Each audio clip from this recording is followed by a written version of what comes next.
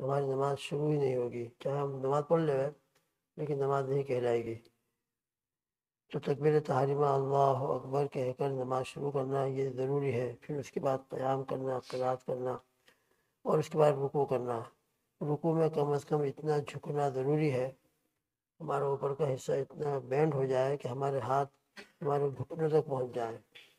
ہمارے گھٹنوں تک۔ اگر ہمارے ہاتھ گھٹنوں تک نہیں پہنچے، بس کھڑے ہم تھوڑا سا جھکا دیا، اشارہ کر دیا، ابھی کھڑے ہو گئے، تو یہ رکوع نہیں کہلائے گا۔ کم سے کم اتنا جھکنا ہے کہ ہمارے ہاتھ جو ہے ہمارے گھٹنوں تک پہنچ جائے۔ اس کے بعد رکوع کے اندر تعدیل ارکان اختیار کرنا یہ واجب ہے۔ تعدیل ارکان کا مطلب یہ ہے کہ کمپلیٹ رکوع کرنا اس طریقے سے جو سنت طریقے کے مطابق ہے کہ ہمارا سر اور ہمارا پیٹھ کا درمیان کا حصہ اور بیک والا حصہ، پیچھے کا حصہ بالکل ایک لیول کے اندر آ جائے، بالکل ایک لیول کے اندر اتنا جھکائے اپنے آپ کو۔ یہ بڑے اہم مسئلہ ہے یہ، اور یہ مسئلہ میں خود اپنے طور پر حل کرنا چاہوں تو ناممکن ہے، اس سے کہ مجھ کو اپنی پیٹھ میری کیسی ہے کہ نظر نہیں آئے گی۔ اس میں اپنے ساتھیوں کے ساتھ باقاعدہ مذاکرہ کریں، باقاعدہ پریکٹس کریں ایک دوسرے کے ساتھ مل کر کہ دیکھو میری پیٹھ کیسی ہے، ایک دوسرے کے ساتھ رکوع کریں، شیئر کریں، میں رکوع کروں آپ دیکھیں، وہ رکوع کریں میں دیکھوں، اور پھر ہم بالکل لیول اختیار کرنے کی کوشش کریں۔ ہمارے راندر کے اندر مولانا سعید صاحب جامعہ حسینیہ کے بہت سابق محترم تھے، وہ فرمایا کرتے تھے کہ رکوع کے اندر لیول اتنا سیدھا ہونا چاہیے، اتنا سیدھا ہونا چاہیے کہ اگر آپ کے کمر کے اوپر پیالے کے اندر پانی بھر کر رکھ دیا جائے تو پانی نہ گرے، اتنا سیدھا کرنے کی کوشش کریں۔ تو انشاءاللہ جیسے آپ نے دیکھا کہ فلائٹ کے اندر جب فلائٹ اوپر چلے جاتا ہے اور بالکل اپنے رن وے پر آ جاتا ہے، سر بالکل سروس وغیرہ شروع ہو جاتی ہے، تو کھانے کے وقت میں ہمارے سامنے ٹیبل ہوتا ہے، اور ٹیبل کے اوپر گلاس میں بھرا ہوا پانی ہوتا ہے، اور گلاس کا بھرا ہوا پانی ذرا بھی نیچے نہیں گرتا۔ اب اندازہ لگائیے کہ وہ فلائٹ فضا کے اندر معلق ہے، چل رہا ہے، لیکن اس کا لیول کتنا سیدھا ہوگا۔ ذرا بھی نہیں ہوگا تو پانی نہیں رہے گا، ذرا نہیں ہو جائے گا تو پانی نہیں رہے گا۔ اتنا لیول اس کا سیدھا ہوتا ہے کہ آپ کے سامنے گلاس میں پانی رکھا ہوا ہے لیکن پانی گر نہیں رہا ہے، ذرا سا ہل رہا ہے، ذرا سا، لیکن گرتا نہیں ہے۔ تو ایسا لیول اپنے رکوع کے اندر بنانے کی ہم کو کوشش کرنا چاہیے، اور پھر یہ اپنے ساتھیوں سے مذاکرہ کریں۔ جماعت میں نکلے تو یہ نماز کے لیے سیکھیں کہ نماز میں رکوع کس طرح کرنا چاہیے، ایک دوسرے کے ساتھ پریکٹس کریں، اور نماز کے اندر ہاتھ بالکل ہمارے رکوع کے اندر سیدھے رہیں، کوشش کریں کہ بالکل سیدھے اس طرح تنے ہوئے۔ حدیث میں آتا ہے کل وتر ہے، حضور پاک صلی اللہ تعالیٰ کے ہاتھ اس طرح سے جیسے کہ وتر کس کو کہتے ہیں؟ آپ نے دیکھا ہوگا تیر کمان جو ہوتا ہے، کمان اس کے اندر ایک ڈوری ہوتی ہے، وہ ڈوری جتنی مضبوط ہوگی، جتنی فٹ ہوگی، ہمارا تیر دور جائے گا، اور ڈوری جو ہے وہ لوز ہوگی تو تیر نہیں گر جائے گا، تو اس کو وتر کہا جاتا ہے۔ تو وتر جو ہے بالکل ٹائٹ ہوتا ہے، تو اس سے ہمارا ہاتھ بالکل ٹائٹ ہے، یوں نہیں، بالکل یوں کریں گے ہم تو سننے کی خراب ہوگا۔ بالکل دھیان کریں کہ رکوع بالکل اس طرح ہونا چاہیے، بالکل سیدھا، اور ہاتھوں سے اپنے گھٹنوں کو مضبوط پکڑے ہوئے ہوں، اس طرح مضبوط پکڑے ہوئے کہ ہمارے ہاتھوں کی انگلیاں کمپلیٹ کھلی ہوئی ہوں۔ نماز کے اندر دو جگہ ہے، ورنہ ہاتھ اپنے حالت پر رہتا ہے، دو جگہ ہے، ایک جگہ رکوع میں ہے کہ جس میں آپ اپنی انگلیوں کو جتنا کھول سکتے ہو کھول کر مضبوطی کے ساتھ اپنے گھٹنوں کو پکڑے، تمکن جس کو کہتے ہیں، یہ تمکن حدیث شریف میں لفظ آتا ہے، یہ تمکن اچھی طریقے سے۔ خالی ہاتھ رکھنا کافی نہیں، وہ عورتوں کے لیے ہے، خالی ہاتھ رکھ دیا جائے اس طریقے سے وہ عورتوں کے لیے ہے، لیکن مردوں کے لیے کہ اچھی طریقے سے اپنے گھٹنوں کو پکڑے ہوئے ہوں اور ہاتھ کی انگلیاں کھلی ہوئی ہوں، یہاں تو ہاتھ کی انگلیوں کو کھولنا ہے، اور سجدے کے اندر جتنا بھی ہو سکے اپنے ہاتھوں کی انگلیوں کو بند کرنا ہے، اتنا بند کرنا ہے کہ ہمارا انگوٹھا جو ہے تھم، یہ اکثر ایسا ہوتا ہے تو اس طرح نہ ہو، بلکہ یہ بھی اس طرح ہو جائے، تاکہ ہماری پانچوں انگلیاں قبلے کی طرف ہو جائیں، حتیٰ کہ ہمارے پیر کی جو انگلیاں ہیں، پیر کی انگلیوں کے اندر سجدے کے اندر ہمارا پورا کا پورا جسم قبلے کی طرف متوجہ رہے، تو پیر کی انگلیوں کو ہم زمین پر اس طرح رکھ دیں تو ٹھیک ہے، سجدہ ہو جائے گا، فرض ادا ہو جائے گا۔ لیکن مصنون طریقہ یہ نبی کریم صلی اللہ علیہ وسلم کی جو طریقہ حدیث شریف میں نقل کیا گیا، یفتخ اصابعہ، اس کا مطلب ہے کہ پیر کی انگلیوں کو سجدے کی حالت میں ہم نرم کریں، سخت نہ کریں پتھر کی طرح، بلکہ نرم کر کے، نرم کرنے کے بعد جتنا پریشر ڈال کر سجدے کی انگلیوں کو بھی ہم قبلے کی طرف کر سکتے ہوں کرنے کی کوشش کریں۔ ہاں چھوٹی جو انگلی ہوتی ہے کنارے کی وہ شاید نہیں ہوگی، لیکن جتنا انگلیوں کو ہم قبلے کی طرف کر سکتے ہوں کرنے کی کوشش کریں۔ تو بہرحال یہ رکوع ہمارا سنت طریقے کے مطابق بھی ہو جائے، فرض بھی ادا ہو جائے اور کمپلیٹ ادا ہو جائے۔ حدیث شریف میں آتا ہے کہ رکوع کے اندر فَعَظِّمُوا الرَّبَّ، کہ تم اپنے رب کی خوب عظمت بیان کرو۔ اور اللہ کی عظمت بیان کرنے کا طریقہ کیا بتلایا گیا؟ تسبیح پڑھو، سبحان ربی العظیم، سبحان ربی العظیم، سبحان ربی العظیم، کم سے کم ایک مرتبہ پڑھنا تو فرض ہے۔ ایک مرتبہ بھی انسان نہ پڑھ سکے تو بہت مشکل ہے کہ اس کا رکوع ہو، کم سے کم ایک مرتبہ تو ہونا ہی چاہیے۔ پھر اس کے بعد سنت طریقے پر عمل کرنے کے لیے منیمم 3 مرتبہ، اور اس کے بعد آپ کے پاس ٹائم ہے، شوق ہو رہا ہے دل کے اندر اللہ کی عظمت بیان کرنے کے لیے، دل لگ رہا ہے، تو 5 مرتبہ، 6 مرتبہ، 7 مرتبہ پڑھتے جاؤ۔ اس کے اندر کوئی آپ کے لیے جتنا شوق ہے 11 مرتبہ پڑھ لیں۔ بہرحال رکوع صحیح طریقے سے ادا ہو، اس کا بھی ہم کو پورا خیال کرنا ہے، اور یہ رکوع فرض ہے۔ فرض کی مقدار کم از کم اتنی ہے کہ ہمارے ہاتھ گھٹنے تک پہنچ جائے، اور سنت طریقہ یہ ہے کہ ہمارا لیول اوپر کا بالکل سیدھا ہو جائے، اور رکوع کے اندر باقاعدہ ٹھہرے، اور ٹھہر کر 3 مرتبہ کم از کم تسبیح پڑھنے کی عادت ڈالیں۔ بہت جلدی ہو، فجر کی جیسے فرض نماز ہے، جماعت کھڑی ہوئی ہے، اور سنت پڑھنے کا بہت شارٹ ٹائم ہے ہمارے پاس، اس وقت اگر ہمیں ایمرجنسی حالت کی وجہ سے ایک رکوع کے اندر 1 مرتبہ تسبیح پڑھ لی، سجدے میں 1 مرتبہ تسبیح پڑھ لی، تو انشاءاللہ یہ ایمرجنسی حالت ہونے کی وجہ سے گنجائش ہے۔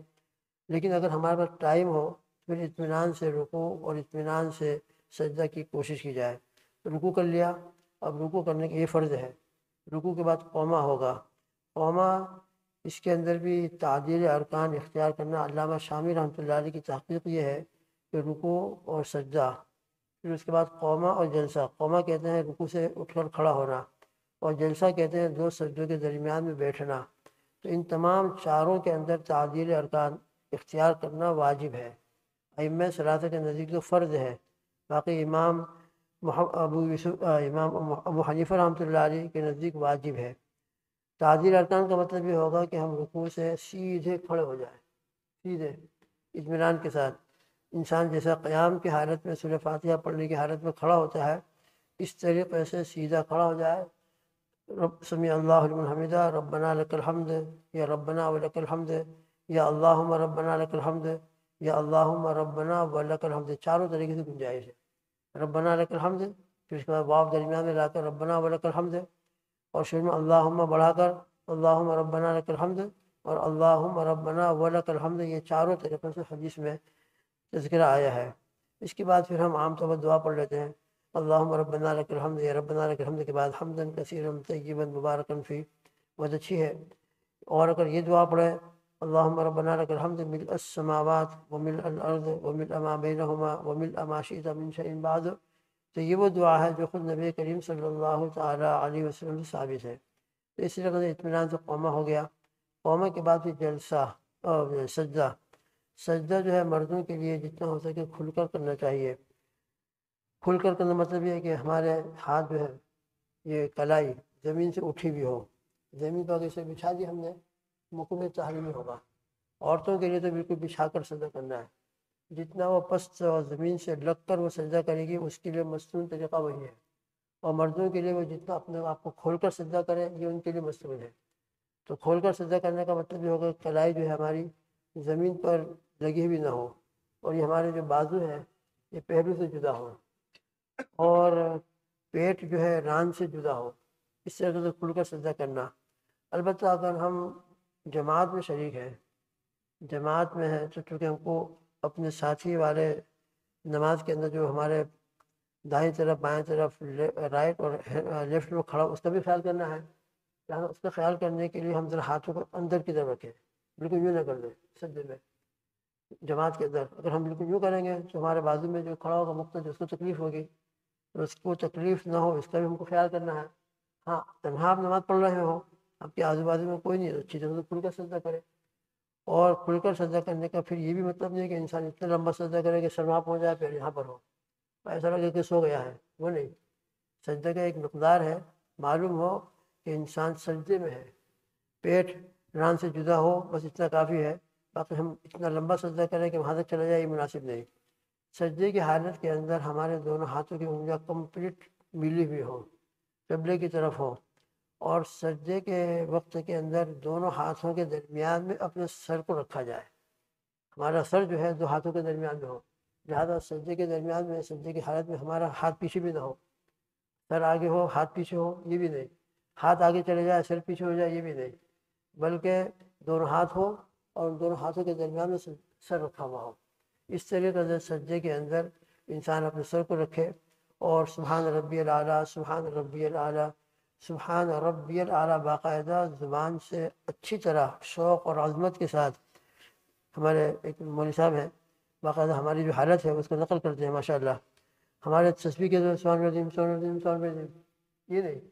عثمان ربی عثمان ربی عثمان ربی یہ نہیں، سبحان ربی الاعلیٰ، سبحان ربی، وہ پڑھ کے بتاتے ہیں ماشاءاللہ ان کے بیان کے اندر، اللہ ان کو جزائے خیر عطا فرمائے، تو باقاعدہ پڑھ کے بتاتے ہیں کہ اس طریقے سے تسبیح پڑھنے کی عادت ڈالو، سبحان ربی العظیم، سبحان ربی العظیم، سبحان ربی العظیم، پھر اس کے بعد سجدے میں سبحان ربی الاعلیٰ، سبحان ربی الاعلیٰ، سبحان ربی الاعلیٰ، تمام الفاظ ادا ہو رہے ہوں، اور باقاعدہ تسبیح پڑھنے کے وقت میں یہ خیال کر رہے ہوں کہ اللہ میں تو ذلت کی حالت میں پڑا ہوا ہوں، سجدہ جو ہے یہ انتہائی ذلت کا مقام ہے، یعنی اپنے آپ کو بالکل مٹا دینا، بالکل ختم کر دینا، جبین نیاز ہم نے زمین پر رکھ دی، اس کا مطلب ہے کہ اللہ میں اپنے آپ کو آپ کے سامنے بالکل فنا کیے ہوئے ہوں، میری کوئی حیثیت باقی نہیں، یہی وجہ ہے کہ پہلا آپ کو بتایا گیا تھا کہ سجدہ چونکہ انتہائی ذلت کا مقام ہے، اس لیے ایک انسان دوسرے انسان کے سامنے اپنے آپ کو اس طرح کبھی ذلیل نہیں کر سکتا، اللہ کے سامنے ذلیل کر سکتا ہے، بے شک اللہ عظمت والی ذات ہے، اس کے سامنے ہم اپنے آپ کو فنا کر دیں، مٹی میں ملا دیں، بے شک اس کے قابل ہیں ہم اللہ کے سامنے، لہذا غیر اللہ کے سامنے اپنے آپ کو اتنا ذلیل کر دے انسان کہ رکوع کی طرح جھک جائے اور سجدے کی طرح اس کے سامنے سجدہ کر لے، اس کی عظمت کو ثابت کرنے کے لیے، تو فرماتے ہیں کہ ہماری شریعت کے اندر یہ سجدہ چاہے تعظیمی ہو چاہے عبادت والا ہو بالکل حرام ہے، غیر اللہ کے لیے سجدہ ہے ہی نہیں بالکل کسی بھی حالت کے اندر، جب زندوں کے سامنے سجدے کی گنجائش نہیں ہے تو جو بیچارے قبروں کے اندر ہیں ان کے قبروں میں جا کے ہم سجدے کریں، اللہ کے پیارے حبیب صلی اللہ علیہ وسلم نے صاف فرمایا ہے کہ دیکھو میرے بعد میری قبر کو سجدہ گاہ مت بنانا، جس طرح اگلی امتوں نے بنا لیا ہے، میری قبر کے بعد آ کر سجدہ مت کرنا، جب اللہ کے حبیب صلی اللہ تعالی علیہ وسلم اپنے قبر کو سجدہ گاہ بنانے سے منع فرما رہے ہیں، تو دنیا کا چاہے غوث ہو قطب ہو افضال ہو اپنی جگہ پر ہے، ان کی عظمت ان کی محبت ان کی عقیدت ہمارے دل میں یقیناً ہے، لیکن ہم ان کی ایسی عظمت کریں جیسے اللہ کی کرتے ہوں اور ان کے سامنے جا کر سجدے شروع کر دیں قبر کے اوپر، یہ بالکل حرام ہے،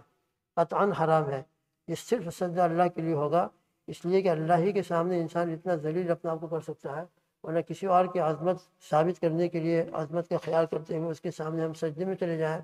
رکوع کی طرح جھک جائیں، تو شریعت میں رکوع کی طرح جھکنا یہ بھی ناجائز ہے، اور سجدہ کرنا غیر اللہ کو چاہے وہ زندہ ہو چاہے مردہ ہو یہ بھی ناجائز اور حرام ہے،